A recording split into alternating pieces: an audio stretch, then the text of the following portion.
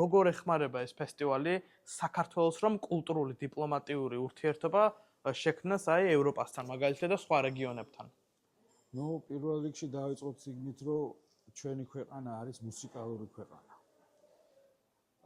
არ ვიცი ამაზე მნიშვნელოვანი თუ რამე არსებობს საქართველოში. ეს ჩვენი წარსულია, რა ვიცი, ჩვენი საგალობლები რო ავიღოთ, ეს არის შედევრები, ხო? ანუ ძალიან რო გადახედო დედამიწას, ხო, ეს მრავალხმიანი მუსიკა ძალიან ცოტა ქვეყნებშია და განსაკუთრებით კიდე აი ამ აღმოსავლეთში და ჩვენგან რო გადახედო რუქას ვიდრე ავსტრალიამდე და არ ვიცი, ამერიკამდე სულ ერთხმოვანება არის.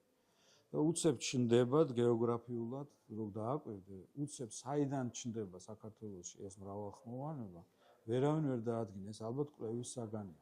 ჩვენ გენეტიკაში გვაქვს მუსიკა. განსაკუთრებით კიდე ეს მუსიკალური ენა, რომელსაც თარგმანი არ ჭირდება, ხო? ეს კლასიკური მუსიკა ჩვენ რაღაცნაირად ძალიან დიდი წარსული გვაქვს და შევისის ხორცად.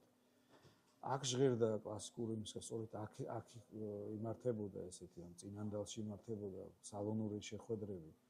აქ შექმნილა ბევრი ნაწარმოები და მგონია რომ ეს ისტორიული ის არის ჩვენი ვალდებულება რომ ეს გავაღვივოთ და პლუს კიდე მე არ ამგონია რომ დღეს დიპლომატიაში ან თუნდაც სახელმწიფოებს ჰქონდეს ამაზე დიდი საშუალება, ამაზე დიდი როგორ თქვა იარაღი დიპლომატია როგორც კულტურა და ჩვენი ხელოვნება